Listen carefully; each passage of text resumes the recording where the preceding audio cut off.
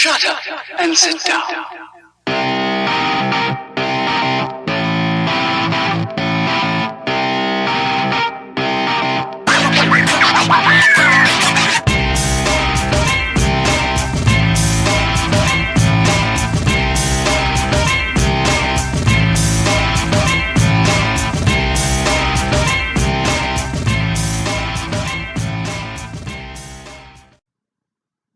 Hi everyone, welcome to Split Decision Boxing. Please like my channel. I say it before every video. Please give it the thumbs up. Please subscribe and comment. Please comment, good or bad, whatever you want. Okay, so the weekend we saw Daniel Dubois finally get to fight Gorman. Those of you who do follow my channel will know that I made a prediction probably a month ago. My overview and prediction of the fight. I thought it was going to be a very close fight. I thought it was going to be a very hard fight for Dubois, and I predicted that Dubois would win. I said he would win by TKO, and I said he would win probably in the latter rounds, the 8th or the 9th, I think I said. So not a bad prediction as it turned out, because I didn't get the round right, obviously, but Dubois did win, and he did win by the referee stopping the fight, TKO in my book. Just having a look at the fight, what did we learn from Daniel Dubois? I think I learned a lot looking at it. He's now the British champion, which automatically steps him up a level now. He goes into the bigger league.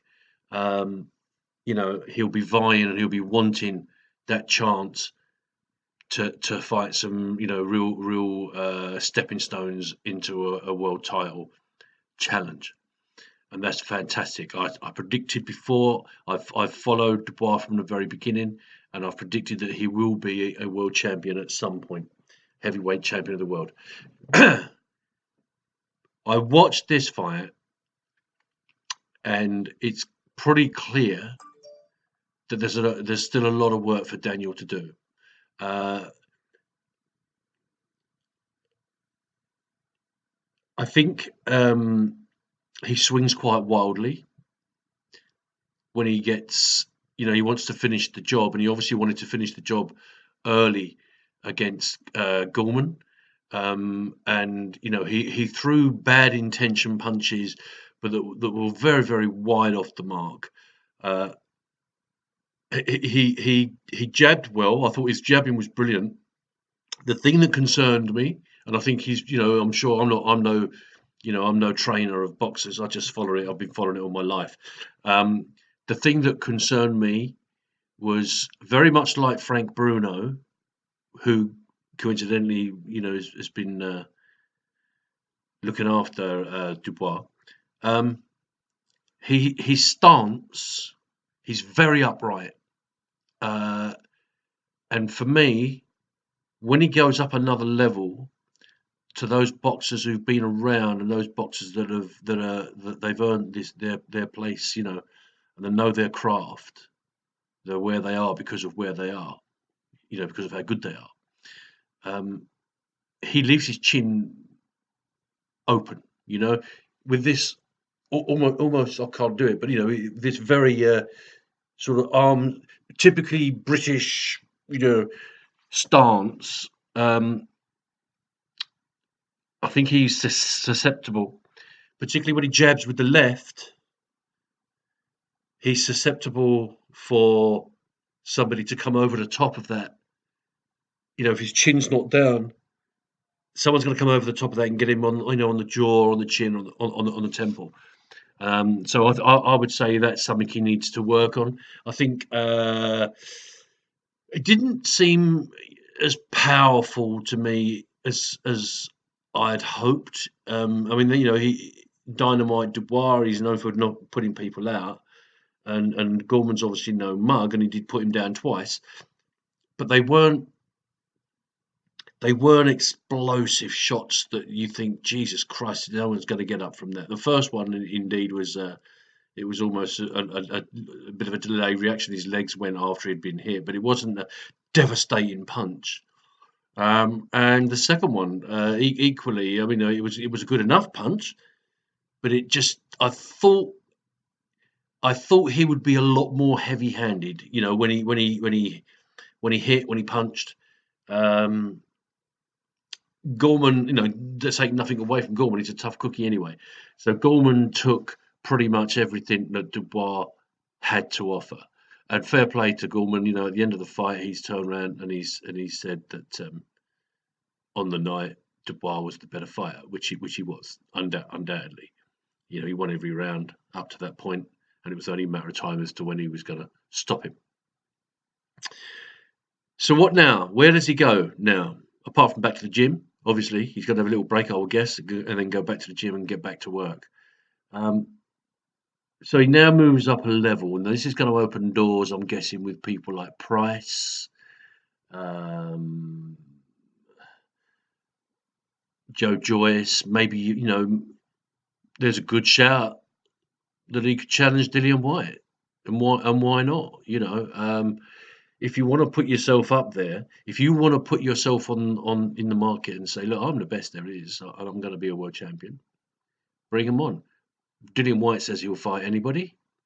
Fight me, easy as. That'd be quite a good one to set up, because you'd have Warren. It'd be a Warren and a Hearn camp, a joint promotion, whatever you want to call it. So there's no conflict there of two fighters out of the same stable, which we've seen. And for a domestic, to move yourself up the ranking, and for a domestic fight, I think that'd be spot on. I'd like to see that. Not really a lot more to say about that. Gorman, I guess if we looked at Gorman, what did he do wrong? I don't think he did a lot wrong, to be honest. I think he came to do what he does. He came in, haunched, hard to hit, throwing. When he got hit, he fought back, which was great to see. He didn't cower down or anything like that. Where does he go from here? Well, he said himself that he'll brush himself off. He'll get back to. He'll come again. I think he will come again. I'm not convinced he'll have a lot more success than he's already had. That's the only thing, because they weren't great punches either that stopped him in the end.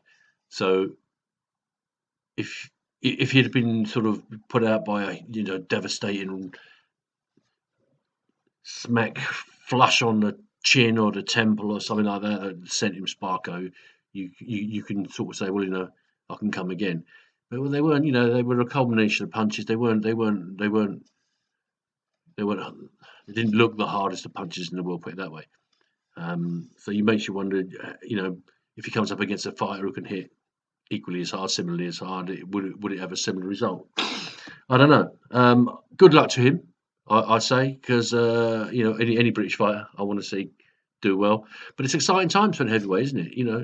You look at British heavyweights that we've got out there now.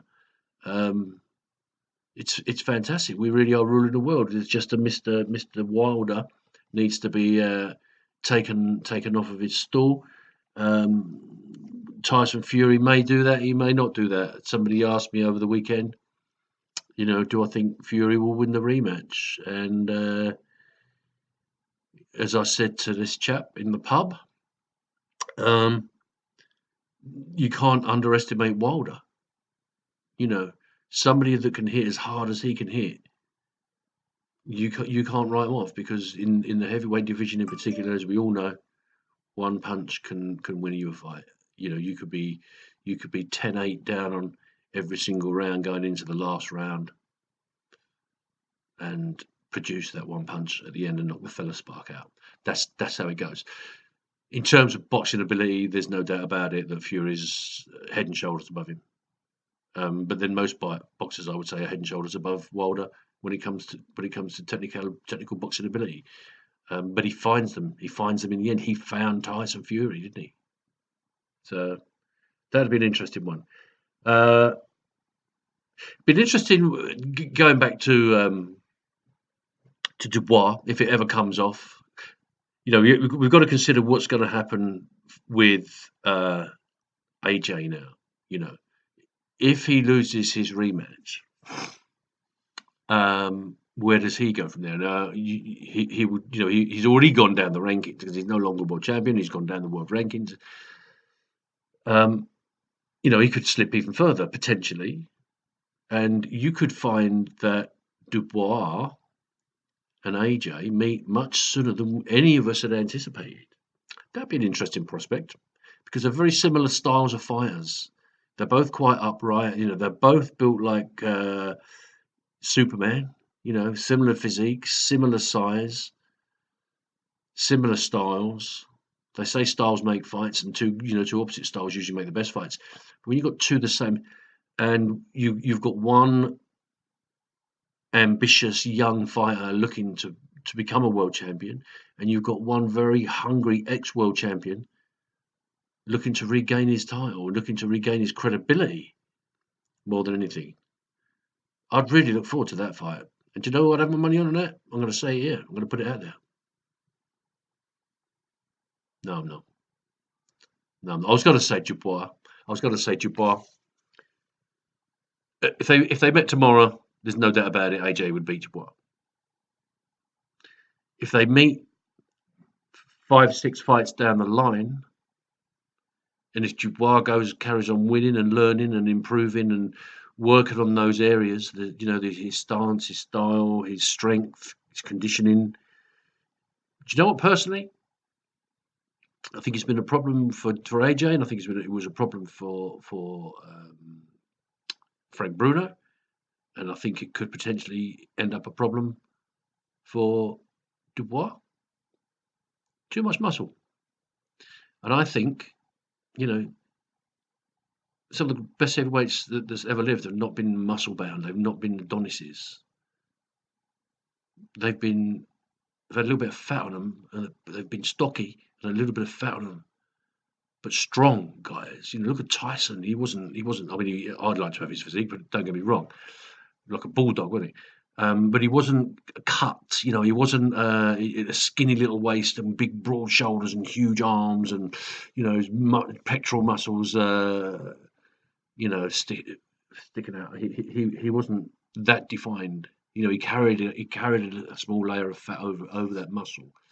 We've only got to look at the Tyson Fury, and there's proof, if anybody needs it, that you don't need to look like the Incredible Hulk to never lose a fight.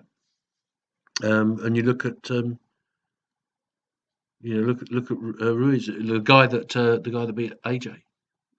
Again, overweight. Some would say flabby around the waist, carrying a bit too much, hardly any muscle toning at all. There he is, world champion. So, top tip for all you boxers out there: it's not about physique. It's about heart. It's about style. It's about wanting it, and not even just wanting it. It's about having it inside you. That will to win. That fighting. Tyson Fury comes from a fighting family. Look at the people. You've got Hughie Fury out there who won well, it wasn't controversially, but a bit of a weird way to win on Saturday night, Friday night. Sorry, but he comes from a fighting family. The travelling community, as we know, they settle disputes with the fight, so it's inbuilt in them. Look at Mike Tyson. He'd fought all of his life, through adversity and the streets of where he grew up. You can't manufacture a fighter. I don't think you can try. It's been done in the past, hasn't it? You've had fighters that have been manufactured and blown up, but when it comes to the real test, when they get in against someone who's just hungrier than you are, game over. That's what AJ found out. This guy wanted it more than him. This guy wasn't afraid of his bulk and his size and his muscle. This guy just said, "You know what? Bring it on. Whatever you hit me with, you're gonna have to kill me because I'm gonna take it off you." And he did. So that's it, guys. Hope you like this little video. Probably haven't learned too much from it. It's just my views I wanted to put out there. But it was another right prediction. Okay. Keep watching this channel for predictions, analysis, overviews, and opinions. This is Ray Peck from Split Decision Boxing. Don't forget, please give it a thumbs up. Please subscribe and please comment. Take care, guys.